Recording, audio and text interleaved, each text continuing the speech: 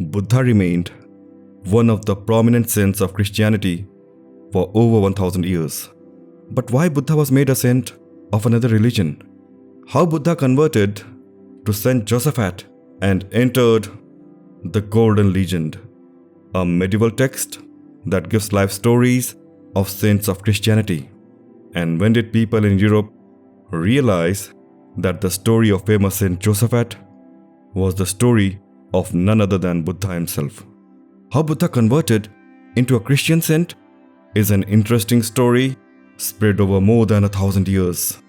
Perhaps the first interaction of Middle East and Europe with the story of Buddha was the result of the missions sent across the known world by King Ashoka in the 3rd century BC. Ashoka sent missions to spread Dhamma to different countries, including Egypt, Syria and Greece.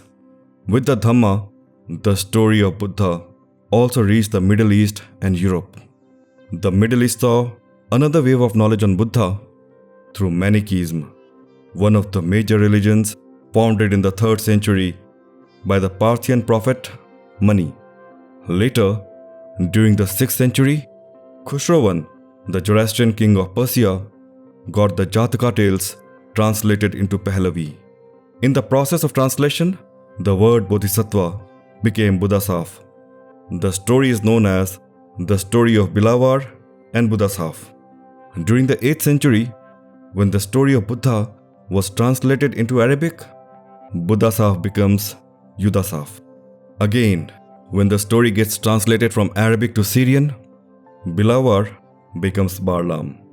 The story got its Christian version during the 8th century by the Christian monk called John of Damascus. He lived in the court of Al-Walid, the Caliph of Baghdad. John of Damascus wrote a series of works defending the Christian faith. The story of Buddha was used to defend Christianity from infidels. During the 9th century, the story is translated into Georgian, and now Yudasaf becomes Iodasaf, who is converted into Christianity by Barlaam, a Christian monk from Sri Lanka. In the story, Sri Lanka is a Christian country, while in reality, at that time also, Sri Lanka was a Buddhist country. The story gained mass popularity through the 10th century Georgian epic Balavaryani, written by a Georgian monk, Euthemius, who translated the story into Greek. Now, the Iodasaf has changed to Iosaf in Greek. When the story was translated into Latin during the 11th century, Iosaf became Josaphat. This becomes a very influential story in Europe and throughout the Christian Middle East and Africa. The story had more than 60 versions, and it got translated into nearly all the languages of Europe, including Hebrew, French, Armenian, Latin, English, Italian, German, Dutch, and many more. It was one of the most popular stories in medieval Europe. The story of Josaphat was also known for many parables which were used to convert the prince into Christianity. These parables, many from Jataka stories, were appropriated by different well-known writers for several centuries. One of those parables was later converted into the epic Merchant of Venice by Shakespeare. During the 10th century, the Greek church accepted Josaphat and Barlaam as a saint. In the 13th century, the story makes into the Golden Legend or the Lives of the Saints. Golden Legend is a medieval text that gives life stories of saints of Christianity. Barlaam and Josaphat were included in the calendars of saints in both the Western and Eastern churches. By the 10th century, they were included in the calendars of the Eastern churches, and by the end of 13th century, in those of the Catholic churches. They were included in the Roman churches with a joint feast day on 27th November, while both of them were entered into the Greek Orthodox calendar of saints on 26th August. On November 27, 1610, Cardinal Baronius included Barlaam and Josaphat of India as saints of Christianity, based on the work of Saint John of Damascus. This was done under the direction of Pope Sixtus V. This made Buddha an official Catholic saint. Around the 16th century, the Roman Church also accepted Barlaam and Josaphat as their saints. In 1571, the Doge of Venice presented a bone from Saint Josaphat's spine to the King Sebastian of Portugal.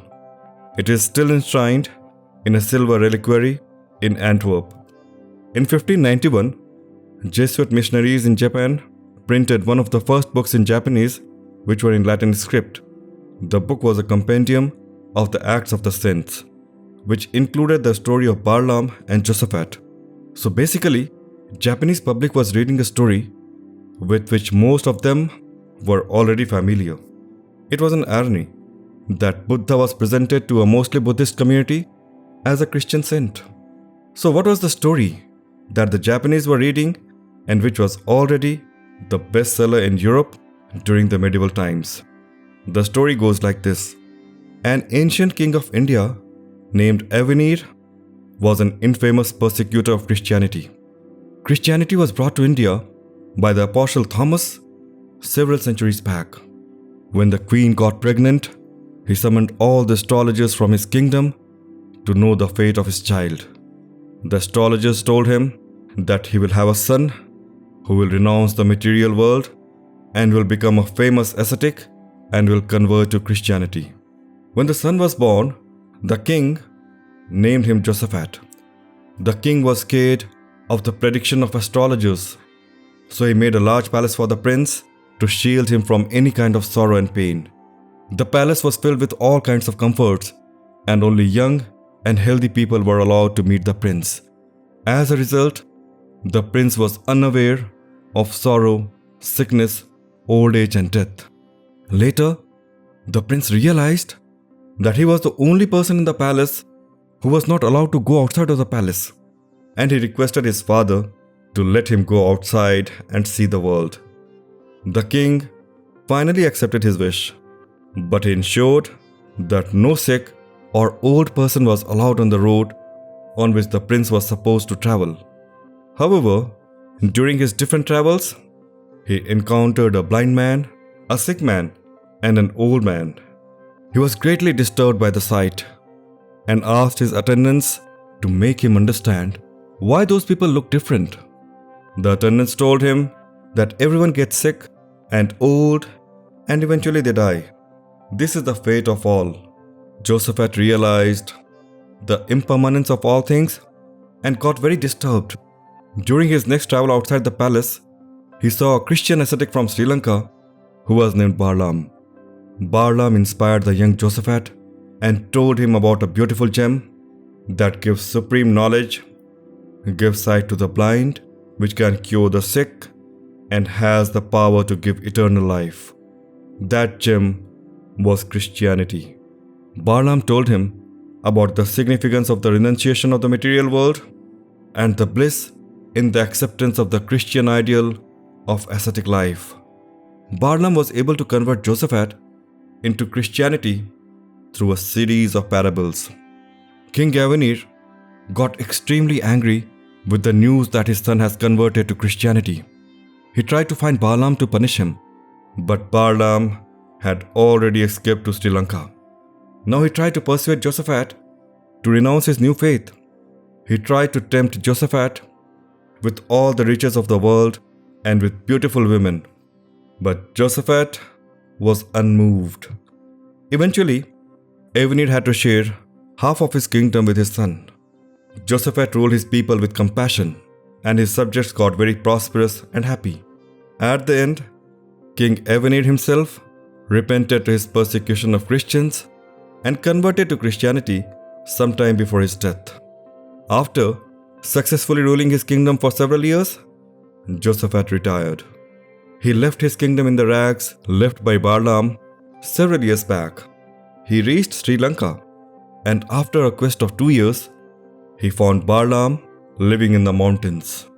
He joined Barlaam and spent his last days as an ascetic. When he died, the remains of both Barlaam and Josaphat were brought back to his kingdom. Many converted to Christianity after witnessing the miracles of their relics. Josaphat released the Indians from the worship of idols and converted them to Christianity. The story of Josaphat had remarkable similarities with the life of Buddha. During the 19th century, the story of Buddha started to reach Europe from Asia through explorers and colonial invaders. Several manuscripts and Buddhist scriptures were translated into European languages by different scholars. Sometime around 1869, there was this realization that in the guise of Saint Josaphat, Buddha had remained one of the most prominent and most loved saints of Christianity for over 1,000 years. The story of Barlaam and Josaphat illustrates the impact of Buddhism on the Western thought and on Christianity. This also illustrates the universal respect for the values and practices of asceticism, meditation, and compassion. If you found value in this video, please give it a thumbs up. We are constantly coming out with new videos on the life of Buddha and the Buddhist heritage. If the information provided by the video was useful, please subscribe to the channel for similar videos on Buddhism. Please share your thoughts on the impact of Buddhism on Christianity in the comment section below.